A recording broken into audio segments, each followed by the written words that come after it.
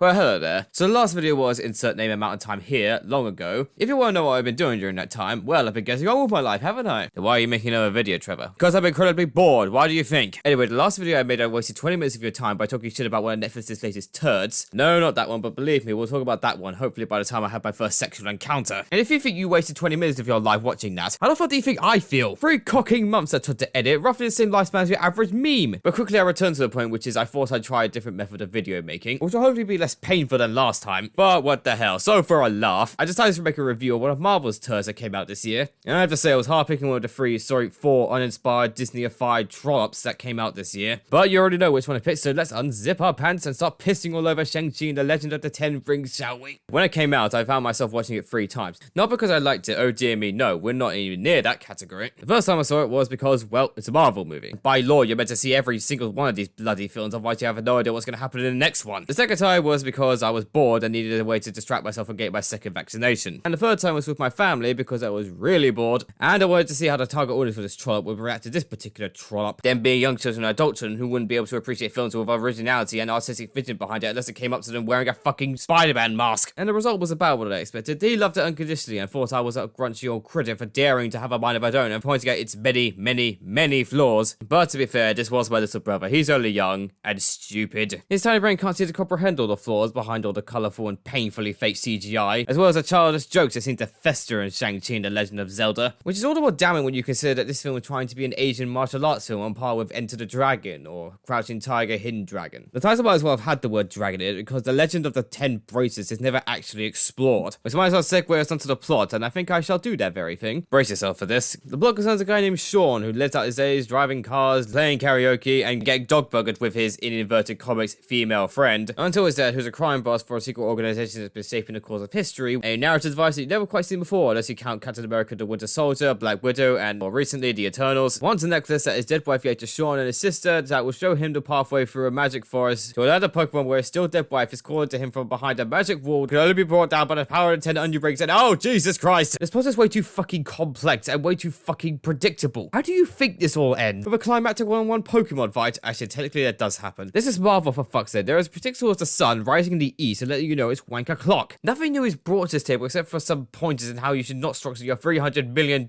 film plot. And to add another example of how the line, we've been friends for X amount of years, actually makes your fictional relationship set in the world we're talking raccoons seem even more unbelievable. Seriously though, if I had to go to work every day and have Aquafina waiting for me with a toothy grin under one arm and an absurdly unfunny matter-of-fact joke under the other, I consider taking one of my many spectacular to behold skills of murdering someone and give her an uppercut to the jaw. Though I think she still will find a way to take up more screen time with her utterly pointless character. Pause the video right now and give me one good reason why she's in this film. Don't worry, I'll wait.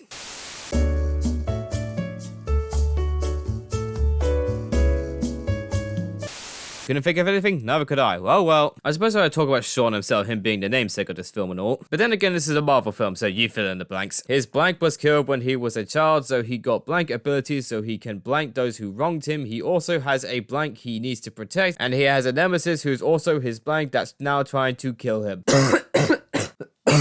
This is the hero's outline can be filled for any of the MCU's heroes, although one thing that separates Sean from the rest of the pack is that he's Asian. Probably so Disney can suckle on China's oversized tit. Although I heard it didn't go so well, not sure why, maybe there weren't enough Kung Fu Pandas or something. Instead they decided to spend more time with his sister, whose name I'm not even gonna bother to try and pronounce, so I'll just call her Blandy, whose main purpose in this venture is to further illustrate how much modern entertainment really doesn't understand how to write a strong female character. God bless her for trying though, maybe they'll get it right in the next 100 years. Mainly because Blandy's not an interesting or likable character. Ooh, her daddy didn't let her join in the boys' brutal assassination club. Jeez, that's literally being impressed by that patriarchy. This is actually a major theme of the film. What's the audience meant to take away from this? They should let their daughters become a martial arts assassin because if they don't, they're sexist? Yeah, that theme works very well in the Mulan reboot. Lastly, there's the villain of this whole endeavor, who's played by a guy named Tony, so that's what I shall call him, who's, as I said on page 2 of the script, is Sean's dad, and wants to bring his wife back from the dead by stealing Sean's and Blandy's necklaces, rather than, say, calling them and asking politely, rather than sending hundreds of his own men to get killed for basically no reason. assassin. I wonder if they mentioned that in the martial arts assassination job description. Hey, I'll basically ask you to throw your life away for my own family dispute, but we'll teach you how to do a bicycle kick. After a while, Tony becomes hard to take seriously, what with him banging on about his wife definitely being stuck behind a magic wall because she said so herself in his head, and maybe didn't come to the more reasonable conclusion that he himself is going up the wall. I guess I could talk about the other gimmick before I conclude this further waste of everyone's time, which is the fight choreography, which fair is pretty good for a Marvel film. The first fight sequence is pretty fun and enjoyable to watch, and then a man with a kitchen knife for an arm shows up and the CGI disease kicks in no time at all. And I'm as engaged as I am watching a Formula 1 race. Completely not. Actually, scratch that. At least in a Formula 1 race, there's some risk of some enjoyment by someone crashing. But I don't get the same feeling of hope when I watch this garbage. At the end of the day, Shaun and the Legend of Sleepy Hollows gets a D in my book. Marvel said they'd try something different, but when Disney said that difference equals less money, they threw in all the typical bullshit that I'm very confident in saying we are all fucking sick of at this point. If you want to take a risk, Marvel, here's something you could try. Give your VFX guys a break. Since the fairly certain you worked them half to death by shaving off every stubble hair on Thanos' jaw.